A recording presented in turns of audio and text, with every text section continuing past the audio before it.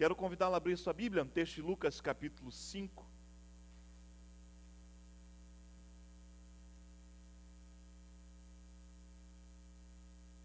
Lucas capítulo 5.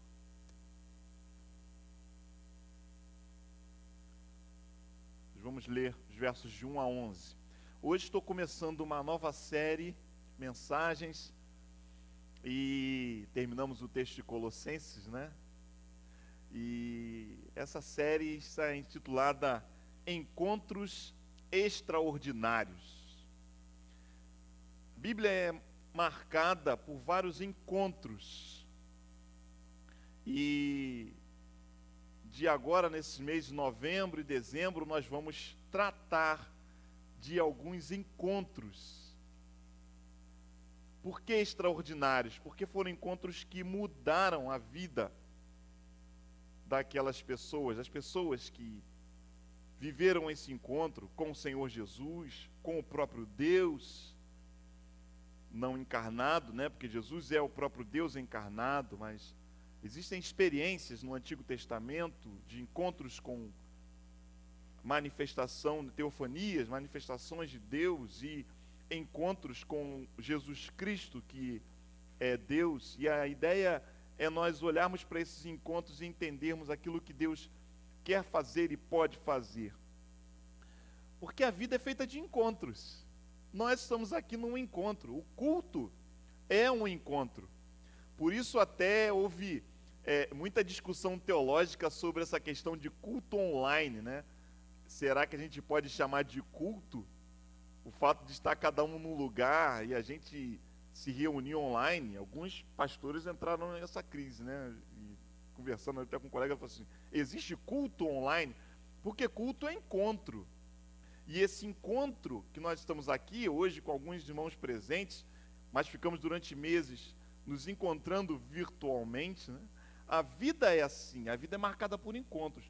E alguns encontros são encontros muito especiais, porque são encontros que mudam a vida da gente.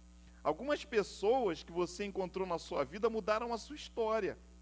Pessoas que você conheceu num ambiente de trabalho, pessoas que você cruzou, né, em algum lugar e começou uma conversa e de repente aquela conversa mudou a sua vida, mudou a vida daquela pessoa. Então os encontros, eles mudam a história da gente. Encontros de amor, né? Pessoas que se encontram e, enfim, chegam ao casamento. Me lembro, não sei se exatamente a primeira, mas uma das primeiras vezes que eu vi Vanise, minha esposa, já há mais de 17 anos, nós estávamos no ônibus indo para um acampamento da Juban.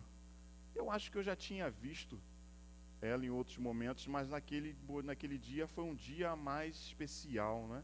Estávamos indo para um acampamento e ali eu comecei a observar, né, com outro olhar. Então ali começou um encontro.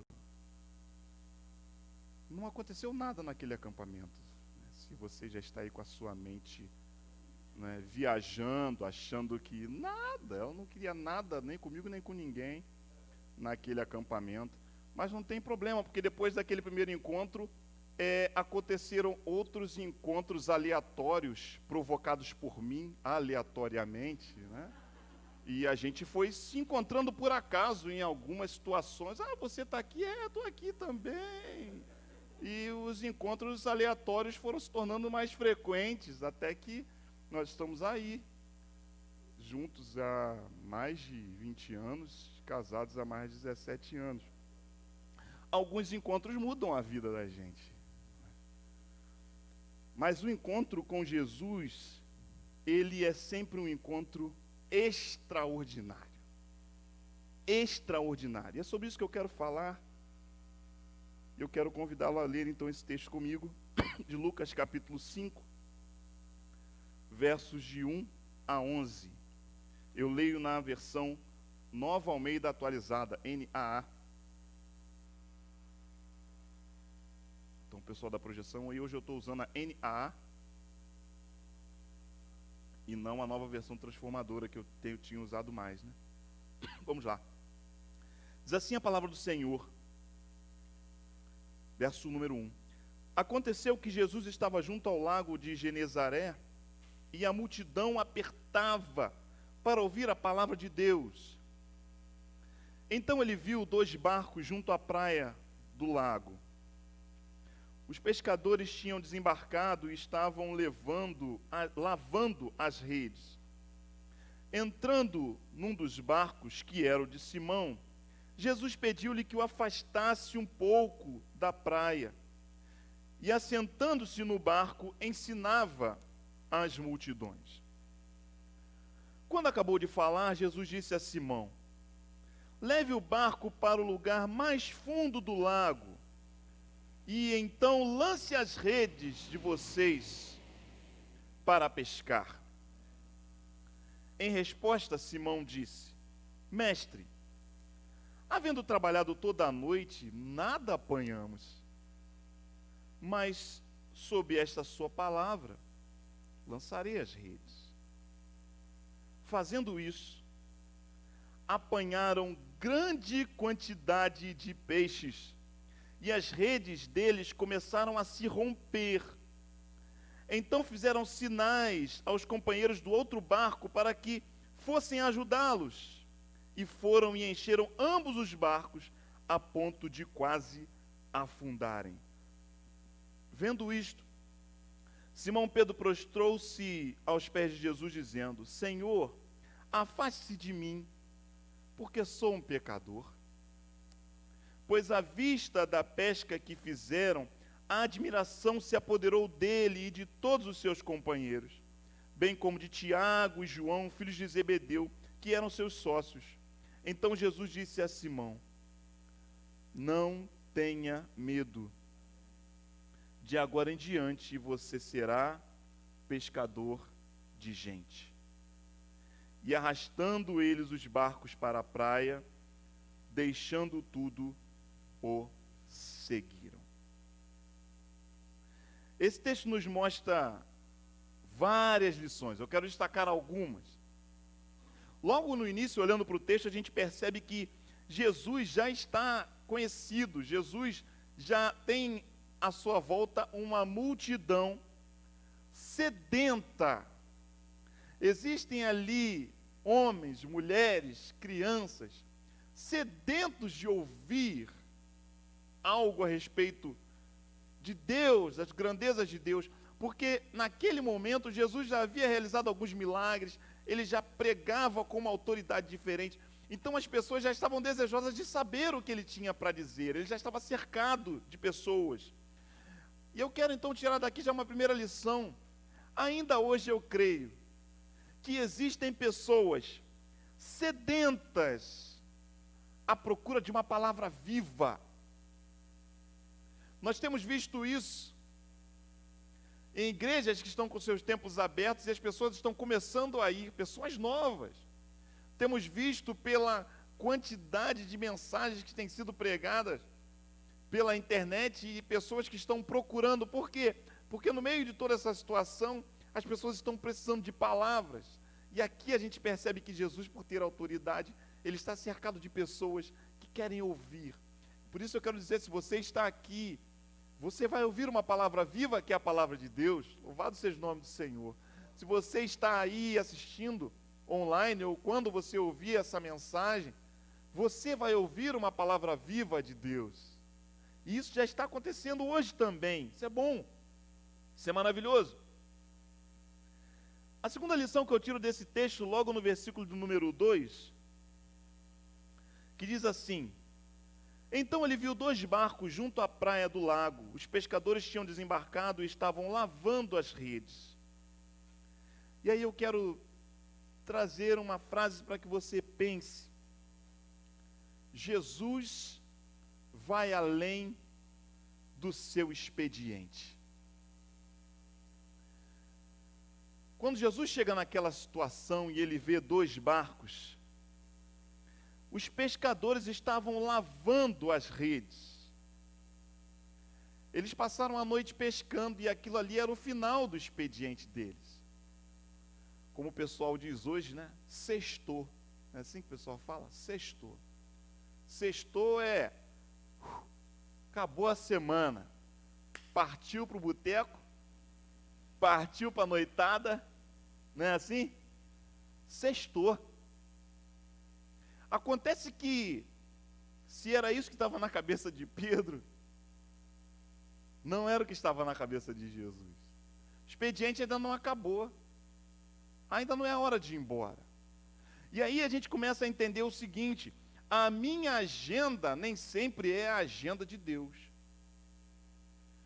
A minha programação, o que eu tenho para fazer, nem sempre coincide com o que Deus quer fazer. Então, se você tem vivido essa mudança de agenda, se de alguma forma você tem sido atrapalhado por Deus, glorifica Ele. Porque quando Ele entra no caminho e começa a atrapalhar a vida da gente, a rotina da gente, o que a gente estava querendo fazer, o nosso planejamento, é porque tem alguma coisa aí. Tem alguma coisa aí. E é o que está acontecendo aqui de cara. Quem disse que está na hora de ir para casa? Quem disse que acabou o expediente? Pedro está lavando as redes. Mas o que acontece aqui? No verso 3, entrando num dos barcos, que era o de Simão, Jesus pediu-lhe que o afastasse um pouco da praia, e assentando-se do barco, ensinava as multidões. Veja aqui uma terceira lição: Jesus te constrange a servir. Terceira lição, se você é um líder de célula, é importante você anotar, né? Para você poder trabalhar com isso aí durante a semana na sua célula. Se você não é um líder, mas é alguém que gosta do estudo da palavra, anota também. Jesus te constrange a servir. Percebe o seguinte: a situação é essa: há uma multidão atrás de Jesus, cercando ele, querendo ouvir. Ele está ali andando, falando, e de repente as pessoas estão apertando, e ele percebe que não consegue, a voz não consegue alcançar aqueles que estão mais longe, as pessoas não estão vendo. Isso provavelmente já estava gerando algum tipo de tumulto. E aí ele vê o barco de Pedro, e ele entra no barco de Pedro e diz: Pedro, me leva um pouco mais para dentro do lago, do mar, né, da Galileia, também chamado ali de lago, né, de Genezaré. Me leva um pouco mais para dentro, porque aí eu vou me afastar, a minha voz vai ter um alcance melhor. Percebe o seguinte aqui, como é que é a agenda de Jesus, né? O texto diz que ele entra no barco e depois pede para Simão para levar. Jesus já estava dentro do barco. Jesus constrange Pedro a levá-lo. Pastor, que abuso. Pedro tinha acabado de pescar e Jesus entra no barco, e o que me parece é que é de dentro do barco que ele diz: Pedro, me leva para ali. Há um constrangimento. É claro que se você estudar um pouco mais, você vai ver que Pedro já conhecia Jesus. Jesus já tinha fama. Pedro já era alguém que sabia, tinha uma ideia de quem Jesus era. Se você for até o texto relatado por João, você vai ter aquele texto lindo, né, quando André tem um encontro com os discípulos, né, de João Batista, e então quando ele está diante de Jesus, e a primeira pessoa que ele sai para chamar, quando ele diz: achamos o Messias, é quem? Simão Pedro. Se você voltar um pouquinho aqui no capítulo 4, você vai ver que Jesus cura a sogra de Pedro. Então, ele já tinha um relacionamento com Pedro. Ele tinha comido na casa de Pedro, porque ao final do texto, o texto vai dizer que a sogra de Pedro já está boa, já está fazendo a comida, já está assando um peixe lá, alguma coisa para eles. Então já havia uma relação. Mas é o final do expediente. E Jesus entra no barco. E Pedro, então, é constrangido a levar Jesus para o mar. Pedro é constrangido a pegar o que ele tem e colocar à disposição de Jesus para servir, que é o seu barco. Talvez você também esteja passando por isso, como que aquilo que você sabe que tem precisa estar à disposição do Senhor Jesus, E Ele está constrangindo você a colocar à disposição dele o que você tem. O recurso, o talento, a mente, as mãos, o serviço no reino de Deus. Você sente isso? Pois é.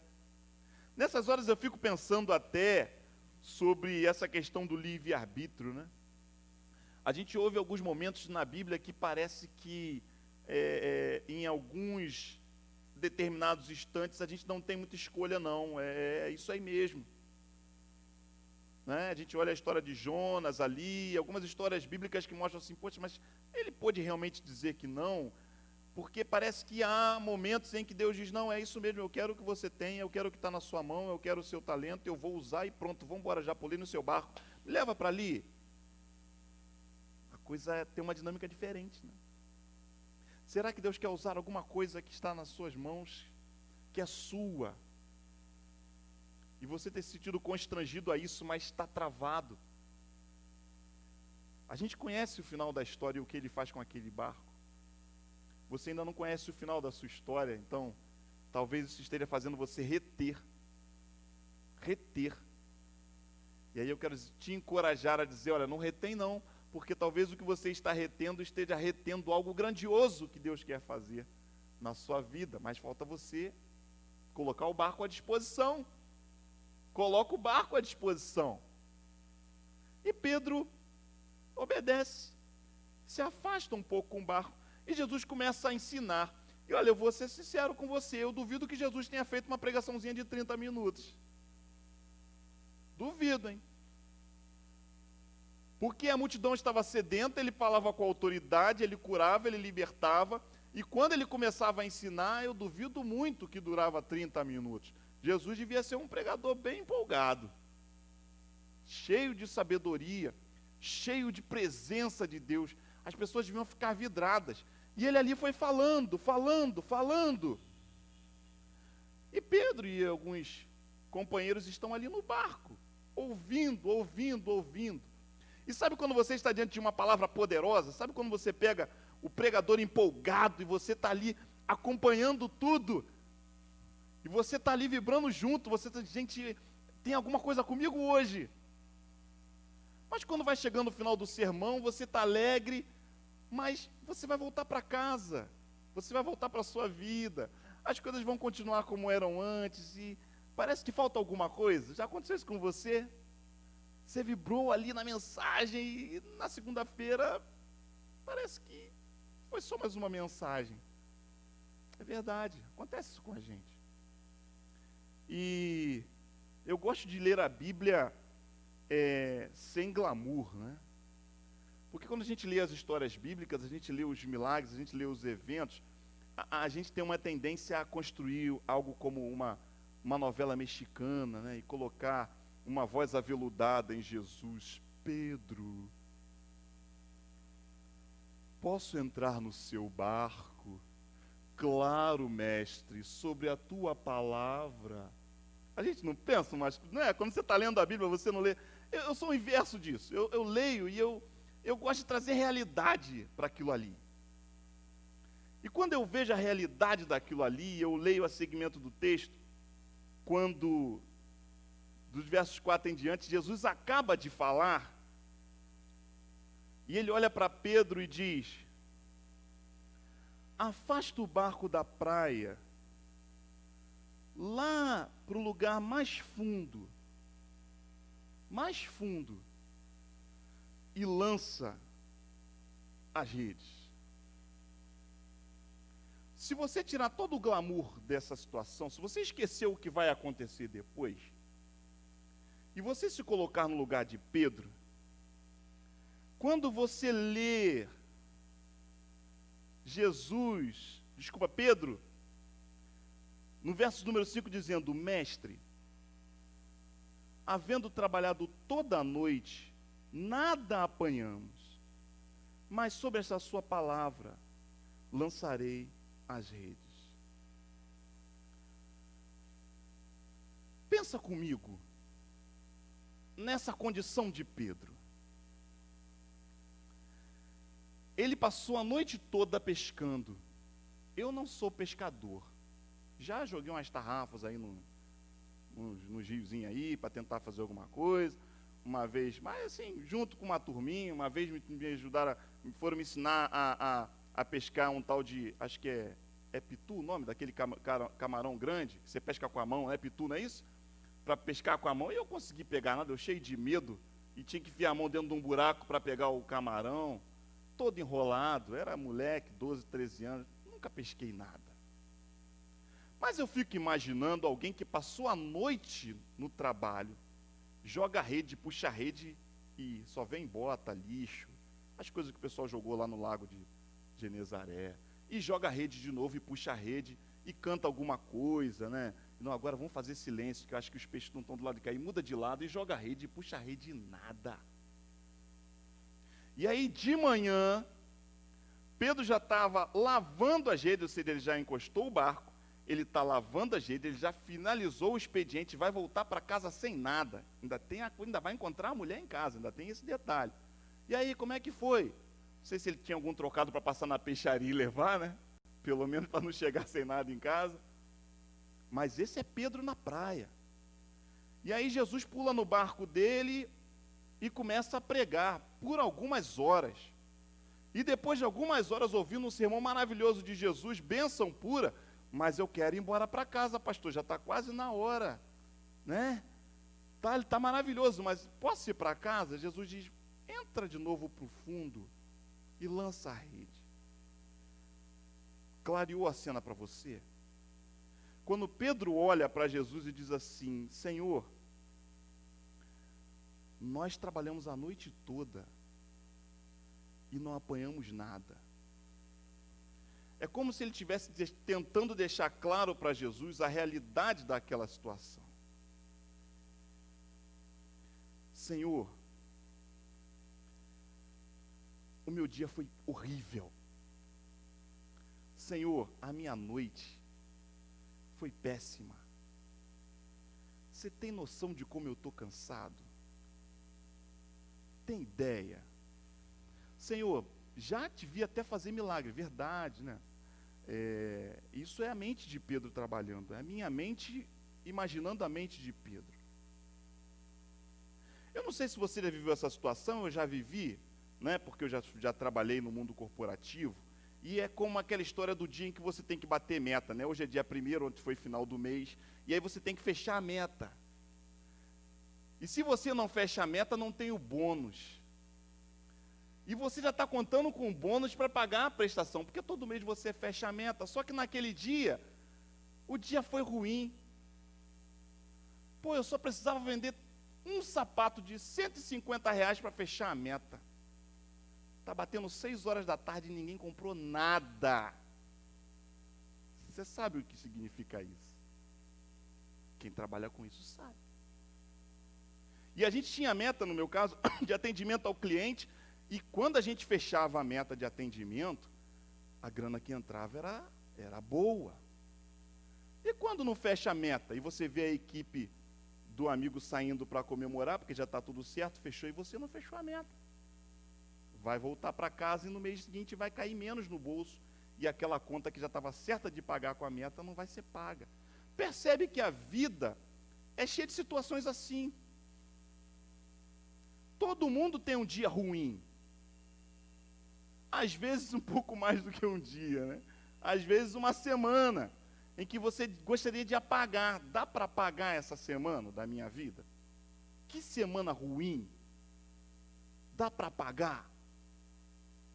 E aí Jesus olha para Pedro, depois daquele dia horrível, aliás, daquela noite horrível, e diz para ele assim, Pedro, volta para lá, para o lugar mais fundo, e joga a rede de novo. Tem glamour nenhum nisso, né? Tem nada. O que Jesus está fazendo aqui é levando Pedro além do limite. E esse é um destaque que eu faço. Jesus te leva além do limite. Porque a agenda dele é diferente. E quando ele tem alguma coisa para fazer na sua vida, talvez ele espere você chegar nesse ponto em que Pedro chegou. O ponto em que você olha e diz assim: eu não acredito que isso está acontecendo comigo. Eu não acredito que eu estou passando por isso. Eu não acredito que eu vou finalizar esse dia, vou abaixar a porta da loja e não vou vender nada. Quando eu estava tão perto de conseguir. Não acredito nisso. Eu não acredito que essa situação não vai ser resolvida. Eu não acredito que eu não consigo pensar numa maneira de dar jeito nisso aqui e eu vou voltar para casa desse jeito. E é isso mesmo. E aí você está voltando para casa destruído, arrasado, frustrado, ferido, machucado, humilhado, ignorado. É assim que você se sente. Porque é assim que a gente se sente em muitas situações da vida. Diante de uma prova na escola, diante de um casamento que está em ruínas, diante de situações em que a gente já fez tudo o que a gente podia fazer e a rede vem vazia, não tem nada.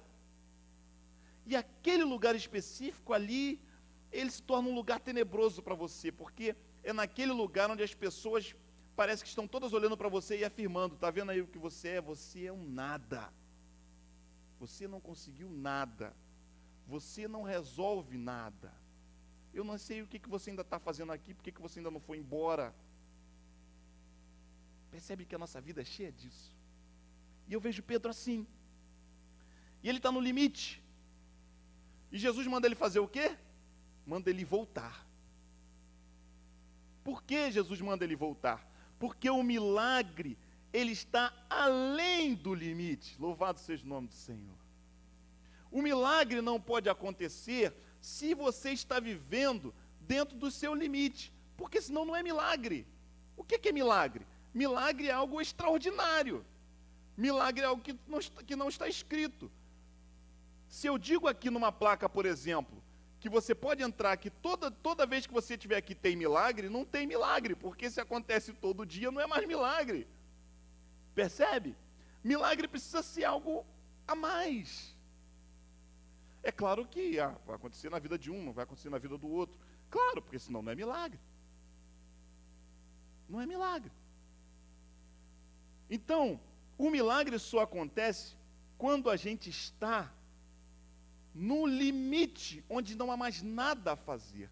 E é ali naquele momento em que Jesus manda Pedro para aquele lugar, para transformar aquele lugar que é o lugar da dor, do sofrimento, da angústia, da derrota, da humilhação, no lugar do milagre. Louvado seja o nome do Senhor.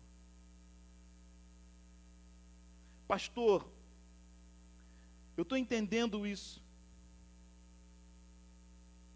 Então, quando Pedro diz para Jesus: Senhor, sobre a tua palavra eu vou, é porque, mesmo que de forma nebulosa, Pedro entende que Jesus, quando fala, tem autoridade. E ele olha para Jesus e diz: Jesus, não vale a pena ir lá. Porque é isso que ele está dizendo. Jesus, eu vim de lá e não tem nada de bom lá para mim. Jesus, eu saí de lá porque eu não aguentava mais a noite. Eu não ia passar o dia pescando. Então eu não quero voltar para lá. Mas sobre a tua palavra, como eu reconheço a tua autoridade, eu ouvi o que você pregou aqui, eu estive com o Senhor ontem, então eu volto. Perceba o seguinte, querido. Em alguns momentos da vida, o Senhor Jesus faz a gente voltar para o lugar da humilhação. Em alguns momentos da vida, o Senhor Jesus faz a gente voltar para o lugar da dor. Em alguns momentos da vida, o Senhor Jesus faz a gente voltar para o lugar onde a gente não queria estar, porque é ali que Ele vai fazer a cura, porque é ali que Ele vai restaurar. Então Ele precisa levar você de volta para aquele lugar onde você sabe tudo que você passou, tudo que você ouviu, tudo que você enfrentou, mas é ali que Ele quer fazer o milagre. É ali que Ele quer mostrar quem você significa aos olhos dEle. Então Ele te leva para aquele lugar para restaurar. E aí, se você pensar olhando para frente, porque ali acontece o milagre. O que acontece é que a memória de Pedro, a partir daquele momento, quando ele pensa Lago de Genezaré, ele não pensa mais em um lugar seco, ele não pensa mais em um lugar vazio, ele pensa num lugar de milagre. Percebe? Aquele lugar mudou para Pedro, porque não é mais o lugar onde ele ficou a noite toda e não tem nada, é o lugar onde ele volta e tudo acontece. É o lugar do extraordinário de Deus, é o lugar do encontro. Porque se você olhar aqui, eu fiquei lendo esse texto e vendo em outros lugares e pesquisando e entendendo, peraí, Jesus estava no barco com Pedro? Porque eu pensei, Jesus mandou Pedro voltar, mas Jesus ficou na praia, como é que é isso? E aí a gente vê no verso número 11, que eles voltam para a praia, deixam tudo e seguem Jesus. Bem, então, Jesus foi com eles, porque eles já estavam dentro do barco, eles já estavam na água, e Jesus vira para eles e diz assim, vai mais para o fundo. Então eu pensei, não faz sentido Jesus falar assim, olha, eu vou descer do barco, vou ficar lá na areia, e você vai lá pescar. Não, Jesus foi com eles. Percebe que aquele lugar que era o lugar da dor, aquele lugar que era o lugar da derrota, aquele lugar que era o lugar da frustração, se torna o lugar do milagre, por quê? Porque agora tem a presença de Jesus. Jesus foi com eles. Por isso eu quero dizer para você, Jesus te leva além do seu limite, mas Ele não te abandona. Ele vai com você. Ele vai com você. E Jesus foi com eles. E Pedro então começa a puxar, e a rede está pesada, e o barco está tombando. Ajuda aqui. E começa a puxar e não para de pular peixe, não para de pular peixe, daqui a pouco ele não para de pular peixe, aí ele grita para o outro barco e fala, vem que está pesado aqui, e eles vêm e jogam a rede e puxam e não para de pular peixe. O que está acontecendo aqui? Não tinha nada a noite toda. Percebe que nada é por acaso, querido, nada é por acaso. Deus preparou aquela noite de escassez, Deus preparou aquela noite horrível, porque tinha um milagre para acontecer no dia seguinte. Não pense que tudo que você está enfrentando é obra do acaso, não existe acaso. Tudo é espiritual. E tudo que você está vivendo na sua vida, na sua casa, na sua família, tudo tem a ver com o que Deus está fazendo. E se Ele está produzindo escassez, se Ele está produzindo humilhação, se Ele está produzindo dor, se Ele está produzindo frustração na sua vida, é porque tem um milagre, tem algo para acontecer. Ele quer trabalhar alguma coisa e Ele precisa que você chegue nesse lugar onde o seu limite é estabelecido para que Ele faça algo além. E ali Deus então começa a agir, e Pedro puxa a rede e vem, e de repente o barco está quase tombando, e nós chegamos ao momento extraordinário desse texto, no verso número 8, quando Pedro se prostra diante de Jesus e diz, afasta-te de mim, eu sou um pecador. Quando ele olha aquela situação, quando ele vê o milagre, quando ele lembra de tudo que ele pensou antes de entrar no mar com o barco, quando ele se lembra de tudo que ele já tinha visto Jesus fazer, quando ele se lembra de tudo que ele tinha ouvido, e quando ele olha para Jesus, não há outra coisa a fazer a não ser se prostrar e dizer, não olha para mim não, não olha para mim não, não olha para mim não. Essa é a primeira reação de todo mundo que tem um encontro com a glória de Deus. Não dá para ficar em pé, não dá para encarar, porque você percebe o que você é o primeiro, é a primeira reação. Você lembra de Isaías lá? O que acontece em Isaías capítulo 6? Eu vou morrer, eu estou diante da glória de Deus, eu vou morrer, ai de mim. Você vê a experiência de Jeremias, você vê a experiência de Moisés, você vê a experiência de pessoas que têm um encontro com a glória de Deus e a primeira reação é sempre essa: eu vou morrer, não olha para mim. Porque é a realidade do pecado, é a realidade do homem sujo, é a minha realidade, é a sua realidade, é a realidade de alguém que olhava para uma situação e só conseguia ver o lado ruim, de alguém que olhava para aquele momento, de alguém que olhava para aquela casa, de alguém que olhava para aquele lugar, de alguém que vivia naquele lugar e pensava assim: eu não quero mais isso aqui, está horrível, eu quero ir embora, eu quero sumir, eu não aguento mais. Na sua cabeça só passava isso. E aí, quando Jesus te leva para aquele lugar de volta, para produzir restauração, você olha e diz assim: como é que eu pude não enxergar isso? Claro, você não enxergava porque você estava sozinho, porque era o pecado que habita em você, que habita em mim. Então, se você está sozinho, o que acontece? Você não vê a glória de Deus. Ah, mas quando a gente está diante da glória de Deus, a primeira coisa que acontece é isso: Senhor, eu sou um pecador, ai de mim, Senhor. Mas o que eu vejo aqui, irmãos, o que eu vejo aqui é o que Jesus fala para Pedro.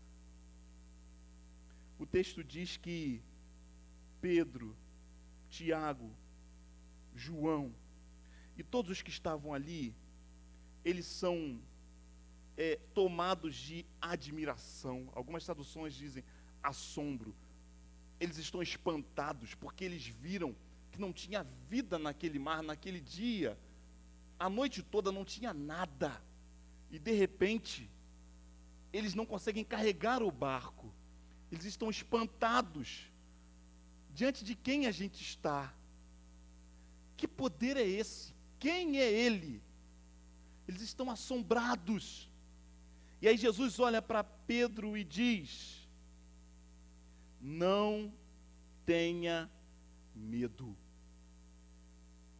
Não tenha medo. E eu pergunto para você: qual é o seu medo? Qual é o seu medo? Um filme que eu gosto muito, Coach Carter, não sei se vocês já assistiram, né? Esse filme é um dos poucos filmes que eu já vi mais de uma vez, né? Treinador de basquete pega uma equipe de adolescentes numa escola que é fenomenal, tem excelentes jogadores, mas eles não ganham nada. Eles não ganham nada porque eles não entendem o que eles realmente são. Eles são disciplinados, eles querem jogar de qualquer maneira, eles brigam entre si. E aí aquele treinador reúne o time e ele estabelece normas, ele estabelece regras, que não tem nada a ver com o jogo basquete, tem a ver com a vida deles, tem a ver com quem eles são e quem eles podem se tornar. E aqueles jovens então começam a ser obrigados a estudar para jogar no time. Eles precisam chegar cedo e fazem mais exercício no treino do que treinam com a bola. Como assim eles entram em desespero? Porque o técnico falou: olha, na verdade está na cabeça do técnico, vocês não precisam jogar bem, porque vocês já jogam bem. O que falta para vocês é mais do que isso. Vocês precisam entender o propósito disso aqui. Qual é o propósito do jogo? Qual é o propósito de ser uma equipe? Só que eles têm medo. Eles têm medo. Porque fazer parte de um time, entrar numa luta com um propósito, dá medo. Porque aí a derrota fica pior.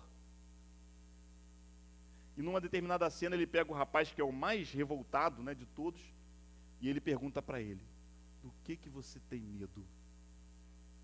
Qual é o seu medo? Porque o medo paralisa. O medo não deixa a gente andar. O medo faz a gente olhar as coisas de forma distorcida.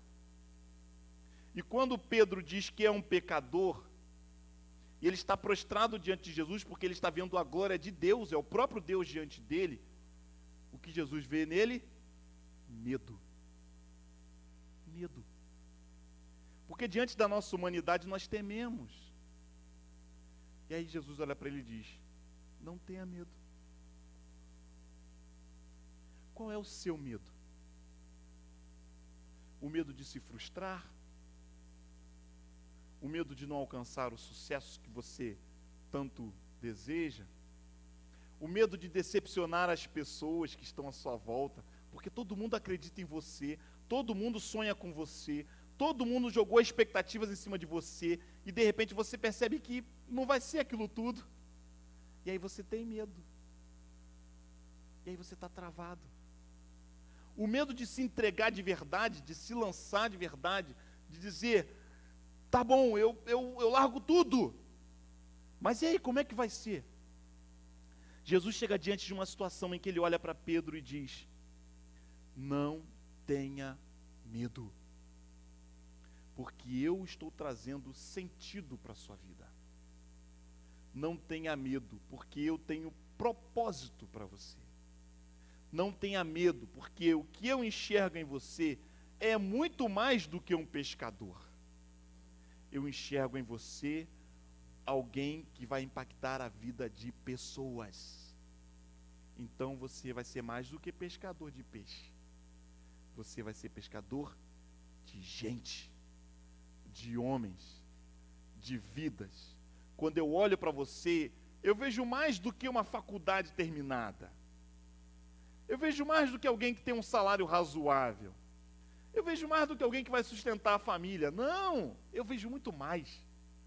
Eu vejo alguém que vai ser influente e que vai impactar e salvar pessoas que estão mortas longe do Pai, que não têm um propósito de vida. Então Pedro está diante de Jesus ouvindo, não tenha medo.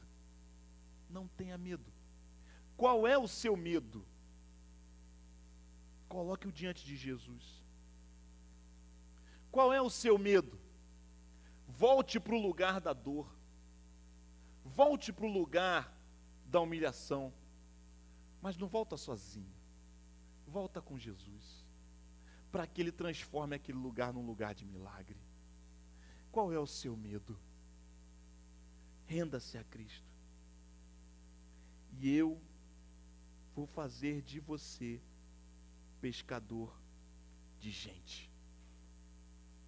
E o texto então diz que eles arrastaram os barcos para a praia, deixaram tudo e seguiram a Jesus. Percebe que todo o movimento de Deus na vida de Pedro é um movimento que está levando Pedro de alguém que se sente um nada, a alguém que não quer mais saber de nada que não seja seguir a Jesus. Percebe o movimento de alguém que tinha um propósito de levar peixe para casa e continuar a sua vidinha. E quando Jesus olha para ele, diz assim, eu quero muito mais, eu tenho muito mais. O que eu tenho para você é que você será um instrumento nas minhas mãos. Mas para isso, o que você precisou viver? Você precisou viver a dor, você precisou viver a escassez, você precisou viver tudo isso, você precisou ver a minha glória. Porque se você pensar bem, você vai entender que Pedro já tinha visto o milagre, Jesus tinha curado a sogra dele. Espera aí, então Jesus tem poder. O que Deus está fazendo é preparando todo o ambiente para mostrar para aquele homem, Simão, que se ele segue a Jesus, pode descansar de todo o resto. Mas seguir a Jesus poderia significar não estar perto da família por um tempo, porque se Pedro tinha uma sogra, ele era casado, provavelmente tinha filhos. Senhor, mas como é que vão ficar os meus filhos? E aí de repente na mente de Pedro vem, peraí, mas ele curou a minha sogra, então eu preciso me preocupar se eles ficarem doentes ou não? Não preciso, eu estou com ele, eu estou seguindo ele. Então a enfermidade, se vier, amém, está nas mãos dele. Mas peraí, mas eu sou o que sustenta a minha casa. Então como é que eu vou seguir a Jesus? Como é que eu vou romper com tudo, se eu tenho que trazer sustento para a minha casa?